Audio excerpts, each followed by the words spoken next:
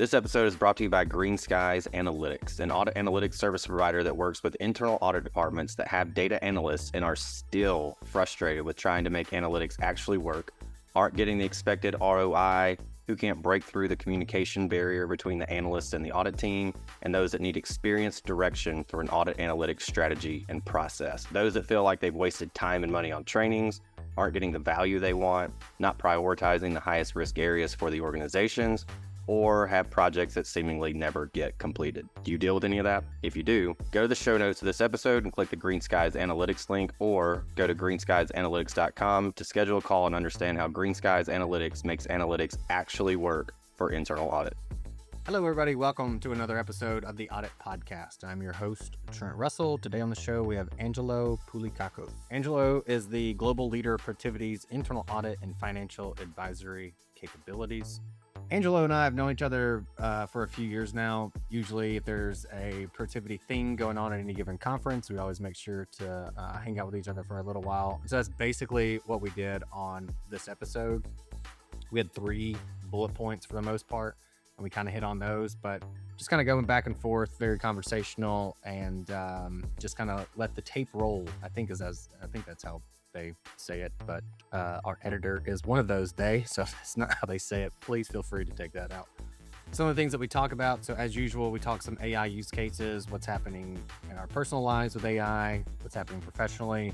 Also talk about Angelo's journey with AI and his new role, where he's been in for a few months now, how that's been going, new responsibilities, all that kind of good stuff. And we also talk about Protiviti's AI strategy and approach, which is super interesting. I highly recommend listening to that part. With that said, here we go. All right, so here's what I'm curious about. Okay. I've been on a pretty big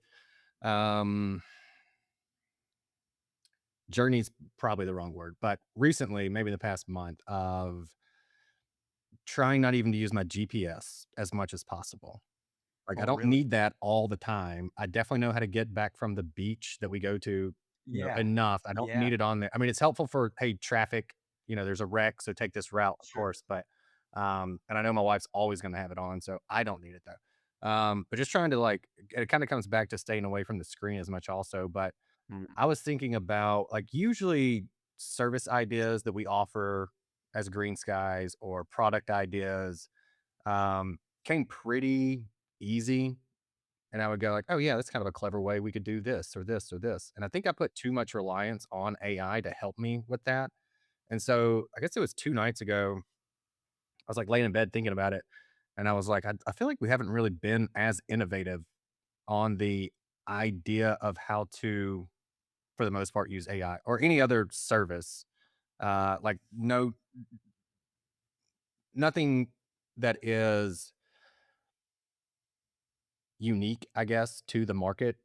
And so I've tried to get away from, all right, my first instinct is just to go AI. And now it's I'll use it, but first I'm just going to let it sit around and swim in my head for a while. And Let me have some shower thoughts, yeah. basically. So let shower thought it first, and then Yeah, let AI help refine it, find gaps in it, and fine tune it. And I've started to enjoy that more because when totally. you do that, there's dopamine gets released in your brain. It makes you happy to do, or at least that's how my I brain works. Different strokes for different folks. But anyway, I don't know if you've given any thought to that. I think it comes back to critical thinking and how that's literally yeah. damaging kind of our thinking process or our brain at some level. So have you given any thought to that, or has your No, I use of made you go let me back off of this in this area? I think back office stuff, it's admin stuff, AI it to death, but the thinking creativity I think stuff. it's I think it's so important to step back. And I have there's a subreddit called Shower Thoughts, and I don't know what it is about the shower, but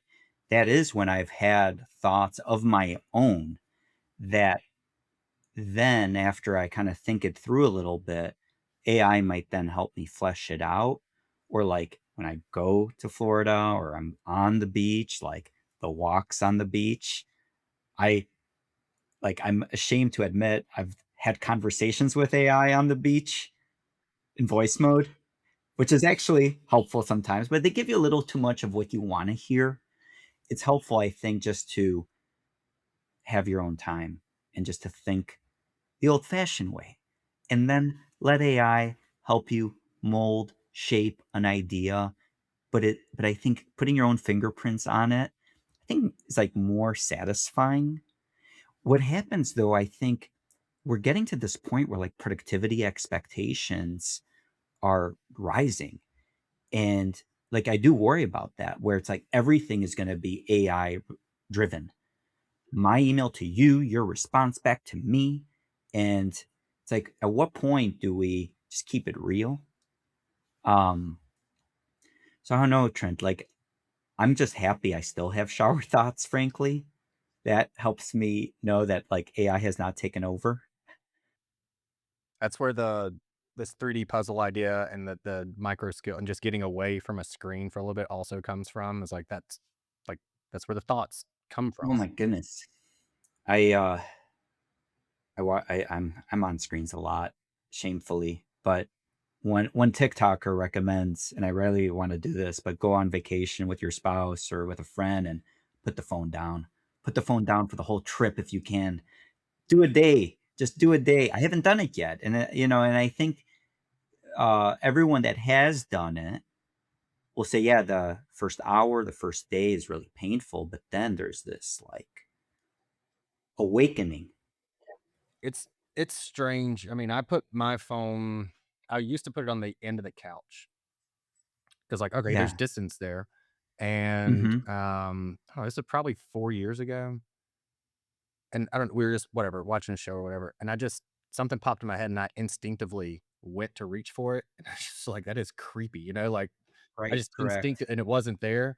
So yeah, I've had to put I mean, I got like a lockbox, that I put my phone in during the No day. kidding. Yeah, to keep it so that I don't get you get one text and it can screw up, everything you're working on. So like my wife knows Totally. and she works from home anyway. So if something pops up, she can just yell at me. So she's really the only one that I need to make sure I can get in touch with, but she's here most of the time. So different, like I said, I mean, like not everybody can do that, depending on your situation. But I'm unfortunately a little obsessed, but I know I need to um, lose some of that addiction. A friend of mine, which I admire what he does, and I want to do it, is he charges all their devices in their kitchen away from the bedroom, right? And that way, when they go into the bedroom to sleep or to unwind, there's no additional layering in of technology. yeah, I've had to put my phone in the bathroom to charge at night because I still use it as an alarm, which is what I think most people have at bedside.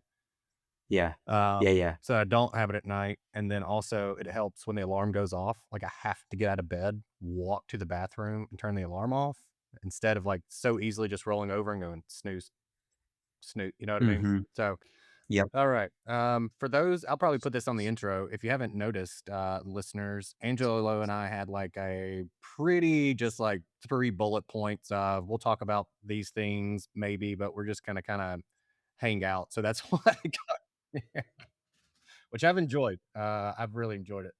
To that point, let's talk about get back to the AI stuff. Like it's been obviously topic of the show, but kind of like your AI journey. So where you're at now, you have this 8-page prompt that you're working with now, but The eight obviously page. out 18. No, no, eight, eight, eight. Hey, It's okay. eight. It grows. I shrink it, but So where'd I you don't. kind of start off? What's been your kind of evolution of AI use for yourself? As I was sharing, like it was just all about using it as like a Google search, and then evolving to more thoughtful prompts, and leveraging using AI to create the prompt, which tends to still be like this big aha Mhm. moment for a lot of teams. Um, and then yeah, I've evolved it to just kind of having different prompts for different um, use cases. And at Protiviti, we have a prompt library to help with different activities, and we're helping our clients with a lot of the same. But one of my colleagues who's like very, very passionate about AI, his name is Andrew. It's not the Andrew it's a different Andrew. But yeah, so he's big on following AI influencers. There's a guy named Andre Karpathy. He's the former Tesla AI lead. And this now coincided with like a shower thought that I thought was my own, but it's not. Others have clearly thought about this, but I was thinking about like It's all about the context. Context is what's going to matter. You could have a really good prompt that helps you write an audit issue or provide a recommendation. But if you enrich the context with the systems, the process owners, the organizational strategy, maybe what's going on in the industry, you're going to get a richer recommendation, one that is feels more real to the process owner, one that's more tangible. So context frameworks, and I've been thinking about like how can we have this modular approach to you have information about your identity on a project. We have information related to the project and the objectives, and there's a component about the systems and their capabilities. And we start thinking about these context frameworks and to help us solve different problems. And not all context is relevant to the problem at hand, but how can we be more organized around like building these comprehensive frameworks where it becomes really important for us to document, to organize information. Well, AI probably can do that for you, but there's this, as I was saying, like Andre Karpathy, his argument, and I'm going to read this. His argument was that everyone's been obsessed with prompt engineering when the real discipline is context engineering. So stop trying to make the prompt smarter, start making the system around it smarter. And that's what I've been thinking about. So it's like I've been reading about having this layered system, and this is what comprises the context framework. Layer one is my identity. It's like my role. That should almost never change. Layer two is like organizational facts, like people, reporting, intercompany dynamics. It could be acronyms that we use in the organization. And then layers 3 through X, they start to progressively get more dynamic. So maybe layer 3 is what I'm currently working on, and that will change. My playbooks for recurring situations, the way I like to phrase things in my voice, and another layer could be my relationships. And it's just thinking about like my current 8-page prompt and thinking about how can I make that modular? How can I build more modules? And is there and there are technical ways that I need to like research further. There's like ways of like making these modules um, continuously learning and iterating so that you're not actually going in and updating this markdown file or like essentially like the text file with that context, but it's seeing how you're using a conversation and it's making suggestions that perhaps there's this new layer, this new dimension, or maybe something about your identity gets revealed and it makes a suggestion to you. And it's really like building a clone. So I think like there's some platform out there that some of my colleagues use and more on the personal side, but it's like your second brain. You know what that platform is for those that are interested? There's one called RPI, OURPAI.ai, and it's called like an open source life operating system. Memory, skills, hooks, agents, voice. It runs locally, so I think it appeases those that care a lot about privacy. This is a this is aligned with kind of what I'm describing. Um, but I think this is like intended to help you meet your personal goals, for it to get real, it's like allow this information about you and to really guide your life. And when you start seeing these out there and you see that they're getting traction in the open source community, it's like only a matter of time before these become like very easy to use for the everyday person. I think that's a struggle that people are having is like, with how much it's changed in such a short amount of time, how much time should we invest in this solution knowing that in X months, there's gonna be something that I just, not even drag and drop, but, the equivalent of what used to be the easy way to do things with drag and drop.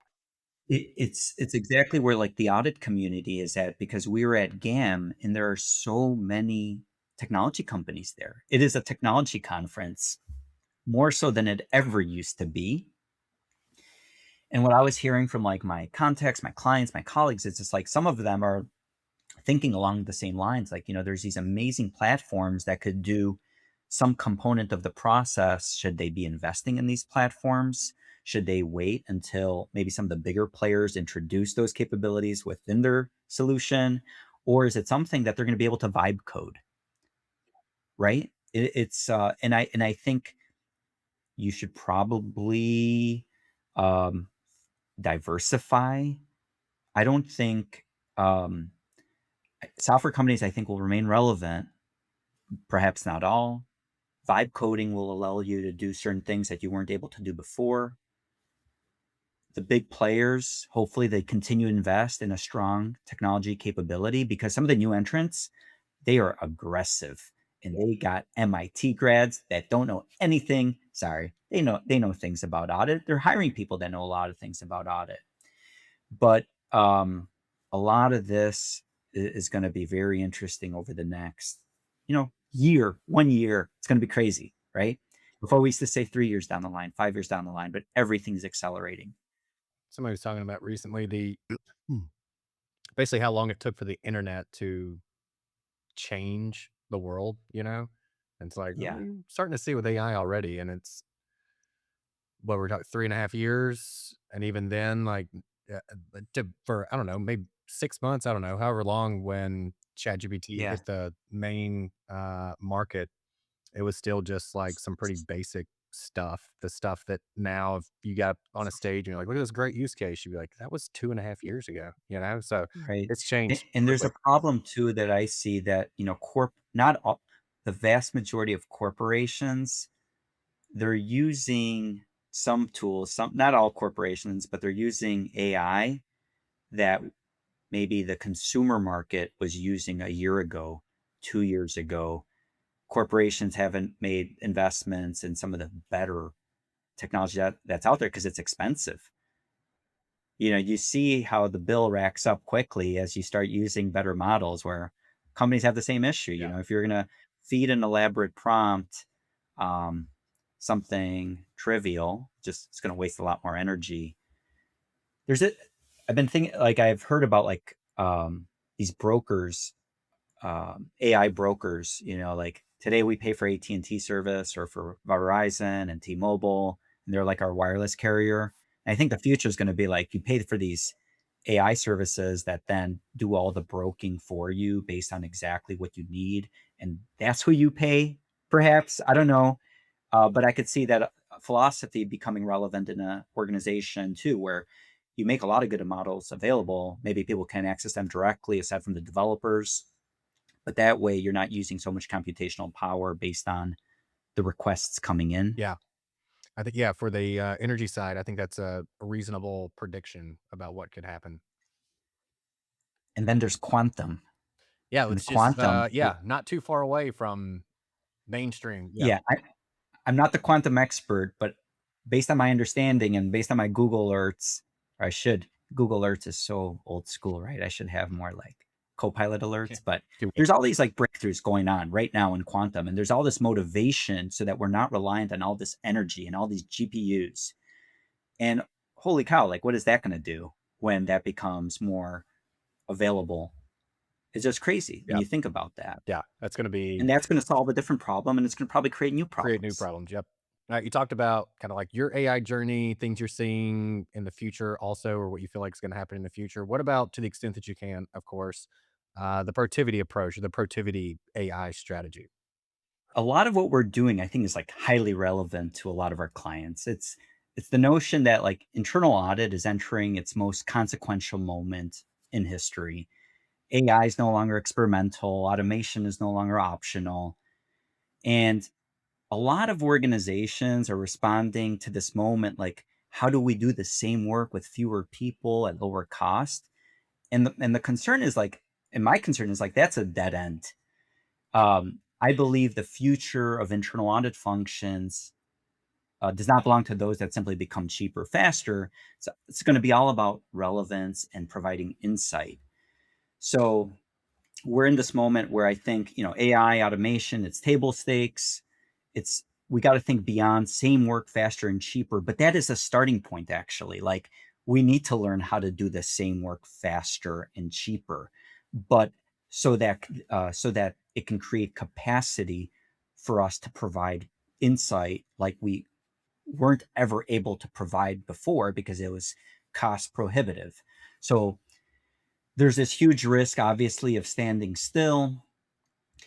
And our ambition, and I think this should be the ambition of all internal audit departments. The ambition should be not to help us shrink. The ambition should be to expand the surface area of assurance, broader coverage, deeper insight, faster learning cycles. How do we gain stronger strategic relevance? And AI gives us this ability to rethink how we build talent, how we deliver work, how we communicate value, but we need to be deliberate. So it's all about like re-engineering internal audit, re-engineering like how we're learning and how we're leading. Um, our strategy internally is all about like this hunger mindset because I feel like that is so important right now. We need to stay hungry, to learn, to experiment, to raise the bar, to lead the profession versus following it.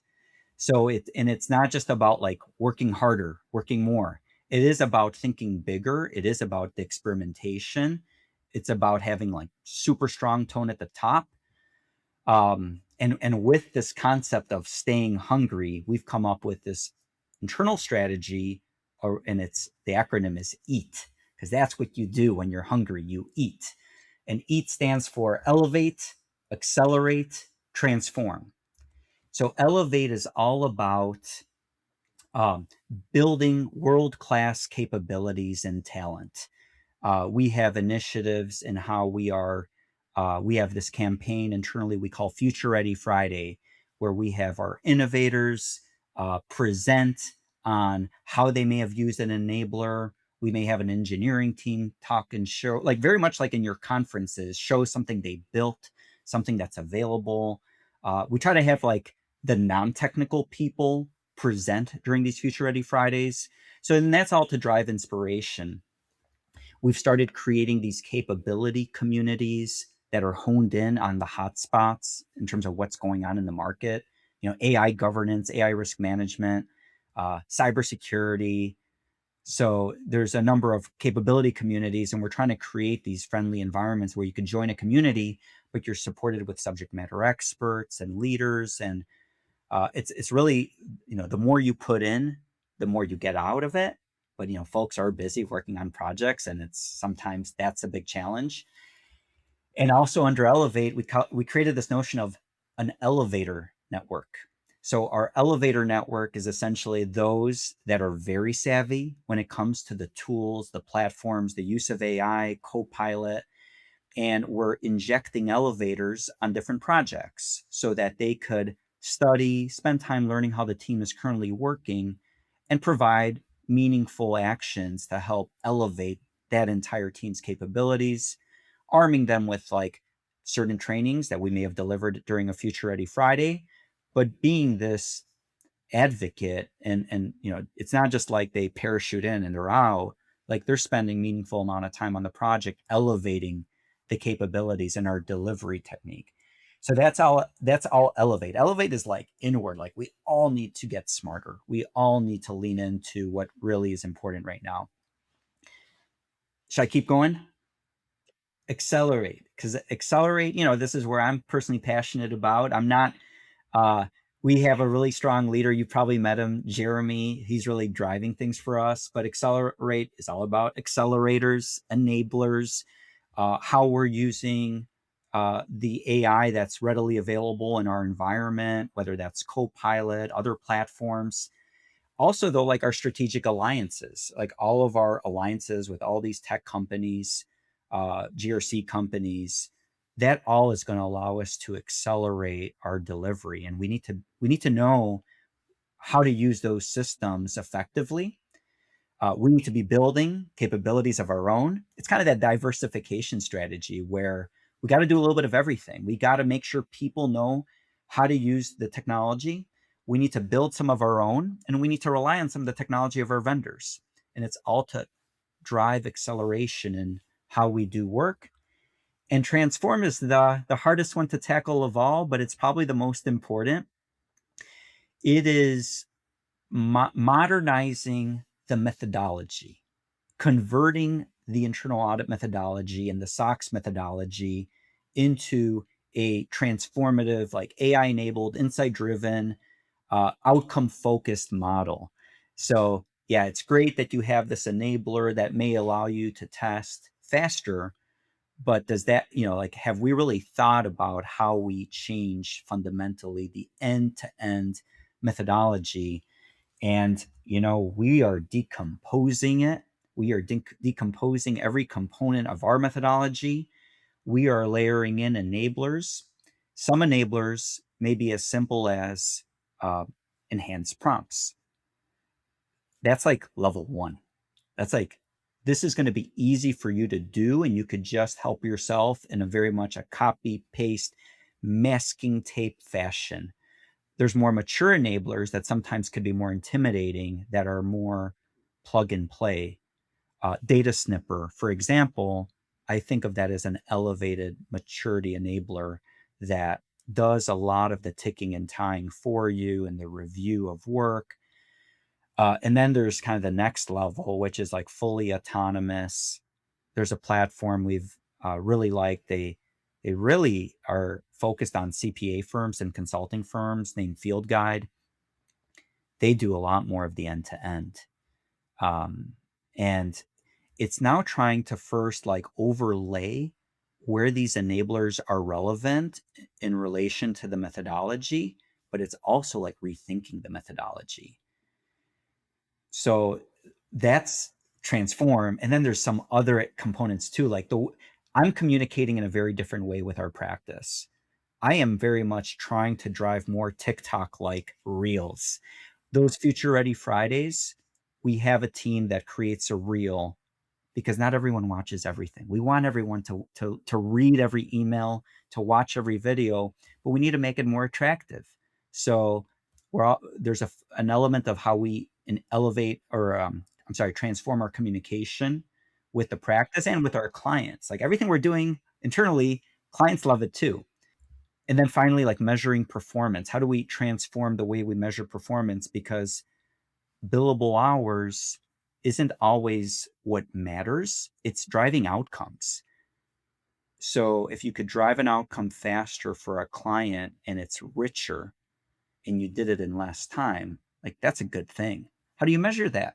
Do you measure that in hours? Well, no, because someone that knows how to leverage these enablers and get to that outcome, uh, that's what we need to think about rewarding. So it's an interesting time, and everything I think I described, there are parallels to every organization out there. They need to elevate, accelerate, transform. Yeah, I think there's a lot of people who are going to pick up on some of what you just said and go like, "Oh, we should run with that idea too." Somewhere in the EAT They acronym. can. Yeah, I'm a-okay with yeah. that. I don't know if you And had it to is hire like a it is big about marketing hunger. firm or who to come up with that acronym, but that's really good. It's so funny how it evolved. It all evolved when I was prepping for the IIA Dallas Super Conference. Andrew Struthers Kennedy and I were up on stage, and we were prepping for that closing keynote. It was one of my first closing keynotes, so I'm like, all right, I gotta like really be ready for this, and this has to be interesting. Like, I want to captivate the audience, and we started thinking about hunger, and we had this picture of we had like an AI generated tiger come in, and it was that's kind of the origin, and then it translated to our internal strategy. Angelo, thanks a ton for coming on the show. I really appreciate the EAT acronym. That was really good. And then just kind of like your journey with AI and also and kind of uh, where Protiviti is and what you're doing with clients was really, really good stuff. I really do appreciate. And there's a level of transparency there that I wasn't expecting. So thank you. With that said, we always hand the microphone over to the guest to have the last word. And so with that, what do you want to leave the audience with? Sure, it's everything I'm trying to drive with our clients and with our teams at Protiviti, and it's all about just stay hungry. I think we're at such a critical inflection point. We're in this world where technology is starting to make everything easier to generate. Judgment, creativity, leadership, human connection, all that matters now more than ever. But just think about how you stay hungry, staying hungry to keep learning. Got to learn fast, got to learn faster than everyone else. Stay hungry to experiment. Um, Stay hungry to raise the bar on what good looks like. Stay hungry to lead the profession versus following it. There's this tremendous opportunity today to innovate. And like I said, it's not about working harder. It is about thinking bigger, because I do think like when we stay hungry, we don't just adapt to the future, we create it. And that is extremely exciting. So hunger mindset is what I would share. Maybe that applies in all walks of life. Hey everyone, thank you very much for listening to this episode of the Audit Podcast. Whatever platform you're listening on right now, I'm sure there's a subscribe button somewhere, so please hit the subscribe button there. If you're listening through iTunes or Spotify, feel free to go give us that 5-star rating. It only took me about 16 seconds to give myself a 5-star review, and it really helps to get future guests to come on the show, so we'd really appreciate that. Lastly, be sure to check out the show notes and follow us on all our social media channels on Instagram, on LinkedIn, and on TikTok. Also, if interested, please sign up for our weekly newsletter from the Audit Podcast. Thank you all. Have a great one.